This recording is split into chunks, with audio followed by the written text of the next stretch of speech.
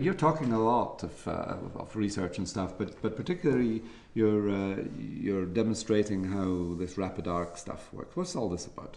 Well, RapidArc was a rather, say, innovative way of delivering rotational therapy that is a very old concept in radiation oncology, but never came to the good practice because of technical difficulties. So once these were solved, we got a very powerful tool to deliver extremely focused dose distributions to the patient, and we got the possibility to spare organs at risk much more than before. So this is the background of RapidArc. How do you spare organs? Sparing the dose to the organs at risk because rotating the machine around the body, you can just on a podium in a theater, you can spot the light on the actor and then the rest is in the shadows. This is the principle. The second very important pillar that we got as a technical benefit was speed. Delivery time, depending on the technology, but it is rather long process in radiotherapy. The dose fraction takes normally now 15-20 minutes for the very complicated deliveries, up to 50-90. This is extremely long. And patients has to stay on the couch that is uncomfortable, they have pain, and they move since they are breathing, internal organs are moving, etc. So this new technology allowed us to drop dramatically the time, down to, for normal fractions, about 2 minutes or less for a single fraction. For hypofractionated treatments or stereotactical treatments, we can deliver within 10 minutes, very high dose levels. So organ movement is still there, but can be managed quite efficiently. Breathing can be managed quite efficiently. So combining the focalization and the speed, we opened also new treatment sites that were considered not really effective for radiotherapy. Such as, for example, advanced lung cancer that is often with conventional radiotherapy treated with insufficient dose. Now there are centers escalating the dose up to 70, 72 grays that are still in the progress of becoming adequate, but at least we can control much better the disease. We are getting, for example, there is a center in Italy, the Humanitas Institute near Milan in Rozzano. They are treating several centers in comparison with my institute, and the ratio of shrinkage of the tumor is now about 50% of the patients are experiencing not a complete remission, but a near to complete remission. So these patients will live longer, and we are now capable to manage their disease for much longer time, and we can then also control metastases and collateral complications. Can you operate in those lung tumors after? Eventually can be operated, or if the regrowth will appear after complete remission, that will be very small, and we will be able to treat still with RapidArc under stereotactical conditions and delivery really high boost doses to the new focus and to eventually eradicate it. Other indications that we are now treating are oligometastases in the abdomen with stereotactical conditions. So these are tumors or metastases that are appearing here and there in the abdomen, so you can deliver a very focused dose, and once more we are prolonging the life of these patients, and we are hoping to control systemically then the disease globally. So these are indications that were always present but badly treated. Sure. Other indications that are coming new to the field or coming back to the field are, for example, liver cancer.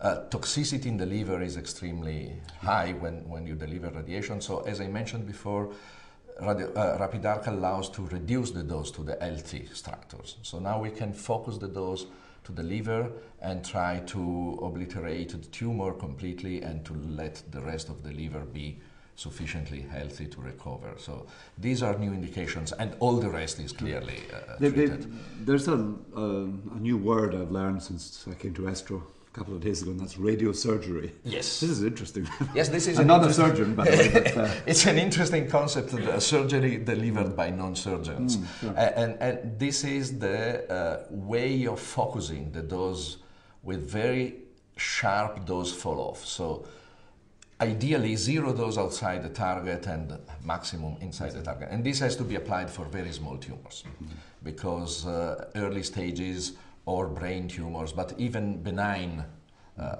diseases in the brain like schwannomas or meningiomas are subject to this kind of treatment. And once more, speed and limited dose outside is the key factor. Sure. In this way, once more, lung cancer is becoming a dominant effect. Early stage, stage 1, some stage 2 can be treated with RapidArc, and the dose is up to 3 times 18 grays. If you think radiobiologically, this is a tremendous dose, near to be 80-100 grays delivered to the lung. 3 fractions of RapidArc. 3 fractions of 18 grays, and this might really cure and control completely the local tumor, and then the patient is open for the rest of the treatments. What I'm not seeing here are many randomized trials. No. I'm not seeing Gamma Knife versus CyberKnife. I'm not seeing CyberKnife versus RapidArc. I'm not seeing RapidArc versus HIFU in the liver metastasis, for instance. Well, when is this going to come? Because we need some evidence. Yes, this is something that in radiation oncology is still missing, the concept of randomized the techniques. Yes.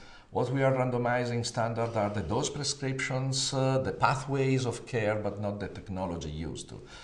This derives probably from an ethical concern. When you have a technique that you feel is by physics better, then you are scared about offering a randomized trial. This came, for example, in the protons community. Protons are considered to be so superior from the physics that hardly an ethical committee will accept a randomized trial, photons against protons. So this is the background, and probably this goes in the game for these new technologies like RapidArc, CyberKnife, or Tomo. But I fully agree with you, because here we don't have the evidence based on randomized trial. What we are trying to do, and these are coming now, my group, for example, is doing this for cervix cancer, is to make matched pair analysis with historical groups of patients treated with different modalities and equivalent patients carefully matched with the new technique. This is not the equivalent of a randomized trial, but it is a good approximation of it. And first evidence, for example, came from Amsterdam on lung cancer. They compared stereotactical treatments with conventional methods and RapidArc. And they published it on JCO, the Journal of Clinical Oncology, this year. And they showed that the pattern of toxicity in terms of lung pneumonitis was equivalent. This was a sort of phase 1 trial to demonstrate the absence of toxicity. So I guess these kind of studies will be easier rather than doing a real randomized trial. And to complicate the pattern... But we'd like the randomized trials. Yes, we would like. Eventually. Eventually that would be the ideal, but also... I mean, the cost of these kind of trials exactly. is quite... Well, but the cost of the therapies is also a problem.